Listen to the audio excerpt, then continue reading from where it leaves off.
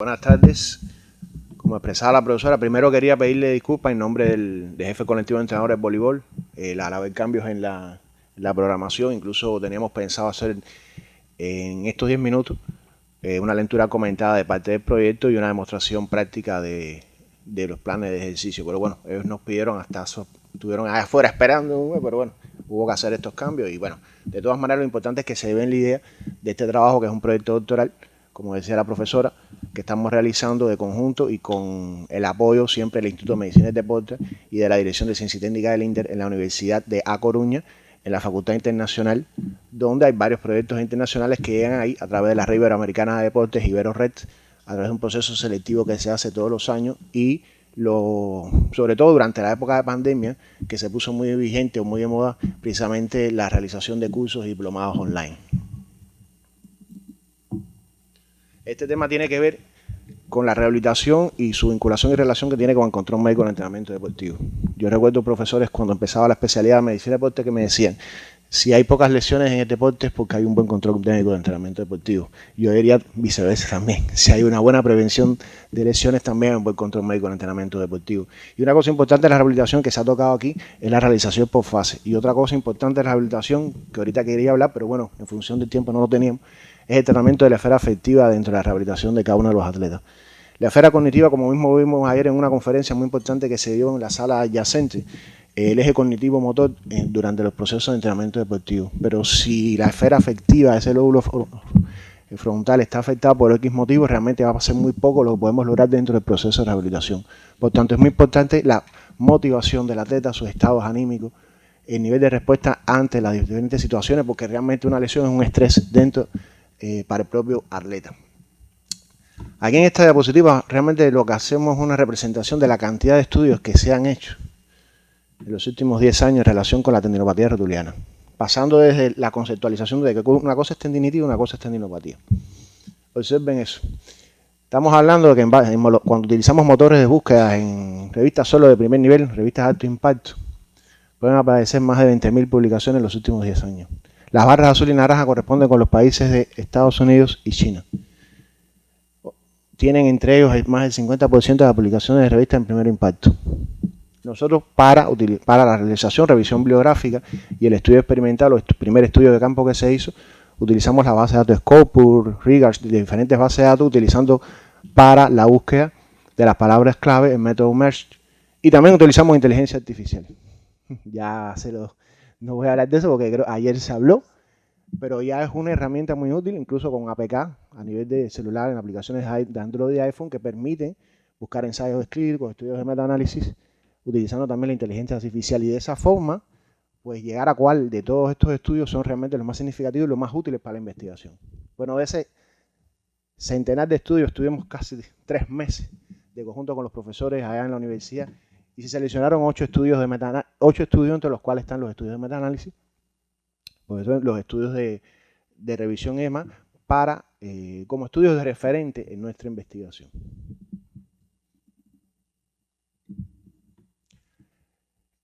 Este estudio es un estudio aplicativo, longitudinal de campo, con un diagnóstico y seguimiento. Ahorita estábamos hablando de la necesidad de protocolizar determinados procedimientos en la institución, y precisamente uno de los objetivos que tiene este trabajo es protocolizar, algo que desde hace muchos años estamos haciendo con un carácter más asistencial que investigativo, y es precisamente la rehabilitación de lesiones a partir del uso de plasma rico en plaquetas.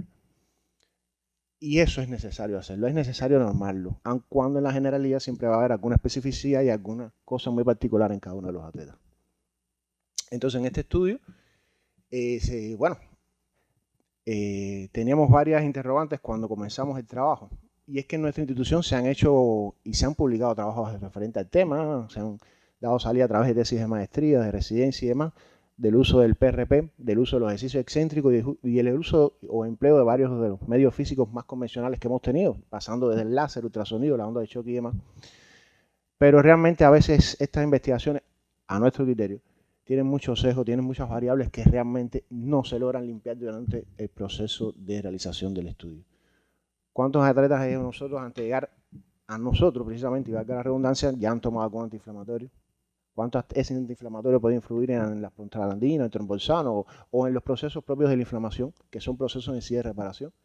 Pero precisamente una de las cosas más difíciles del protocolo fue buscar los criterios de inclusión y exclusión para realizar el estudio.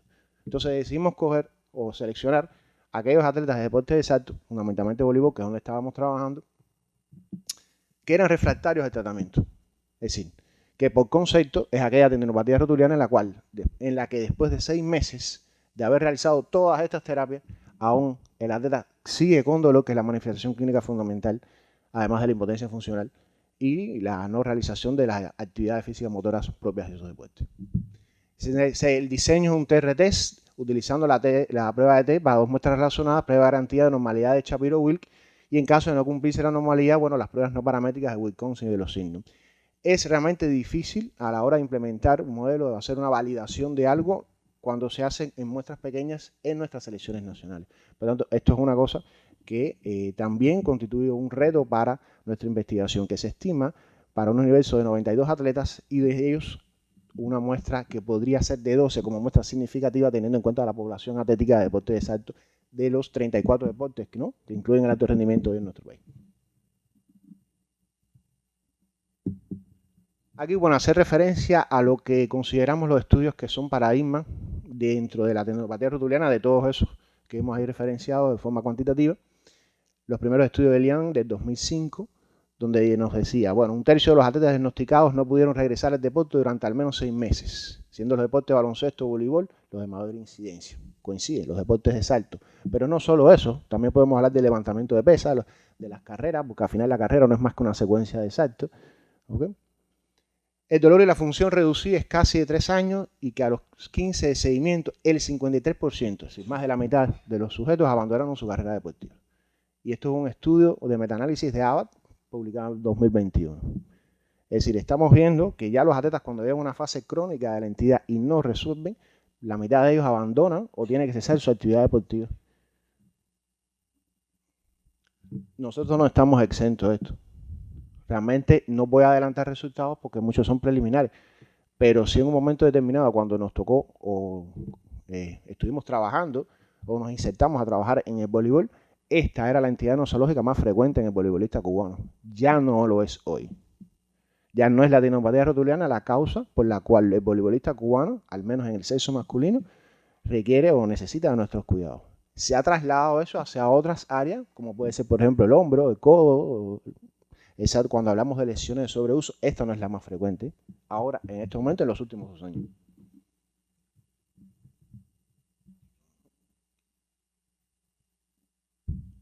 Y bueno, el objetivo general de esto, definir un modelo terapéutico para disminuir el retorno o return to play, que es como se utiliza el término a nivel internacional de los jugadores de élite de voleibol cubano, con esta tendinopatía utilizando un esquema de PRP y batería de ejercicios excéntricos. No solo esto, es un proceso de rehabilitación integral.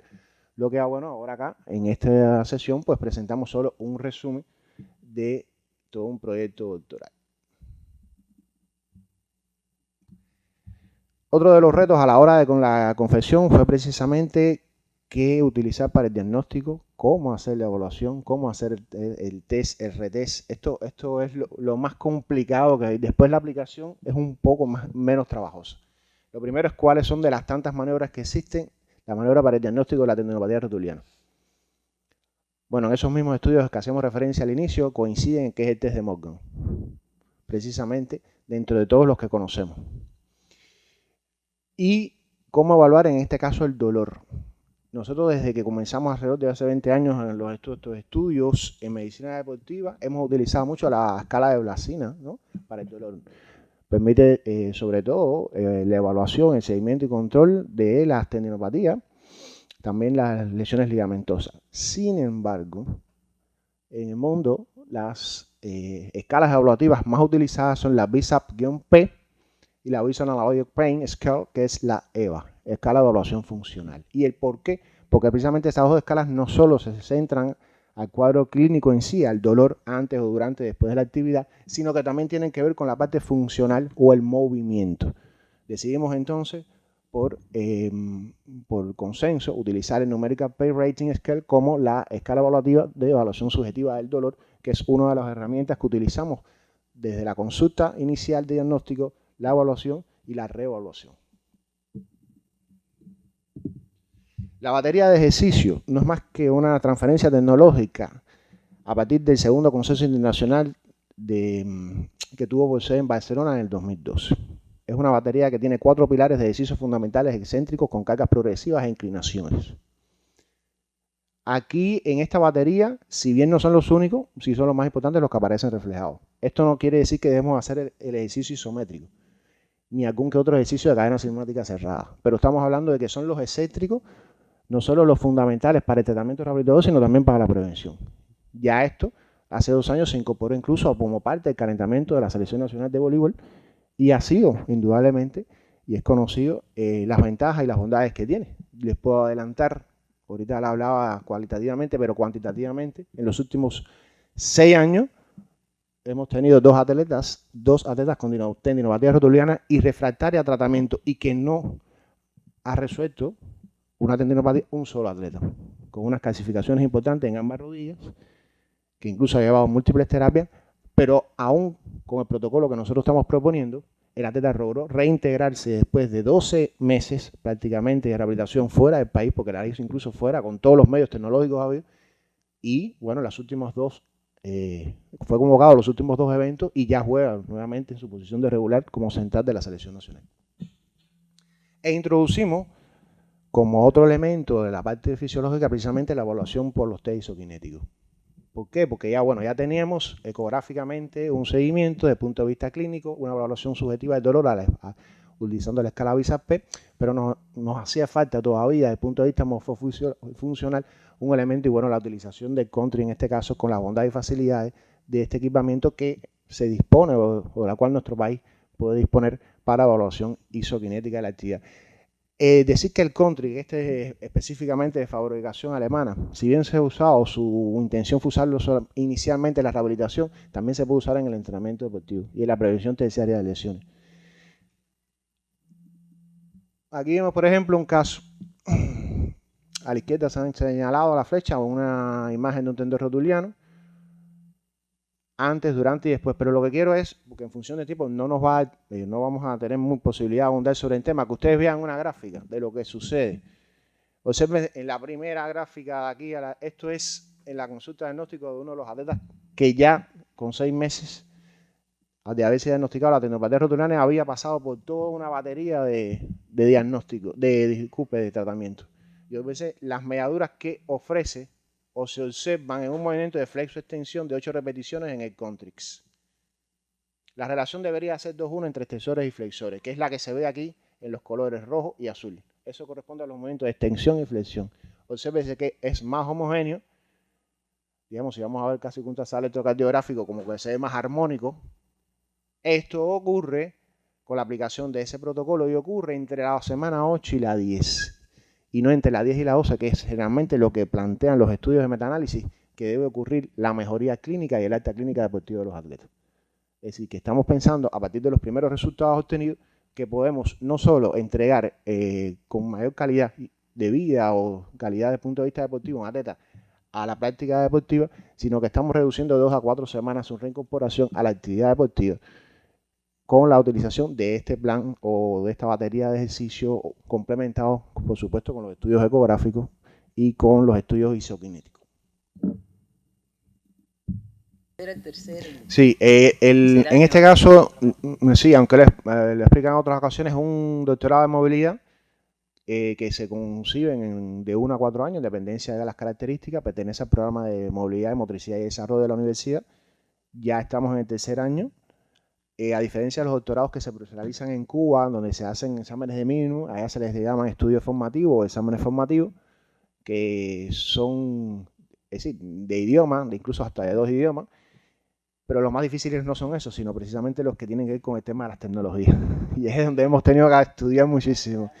El mismo tema de la inteligencia artificial, del uso de motores de búsqueda, del trabajo con nube y todo eso, porque una de las cosas que realmente a veces nosotros hacemos acá, pues, cosas tecnológicas, y que hemos tenido que adentrarnos en eso para poder incluso hacer una selección de cuáles son las ciencias basadas en la evidencia en cada uno de los estudios. No todo lo que está publicado es ciencia basada en la evidencia.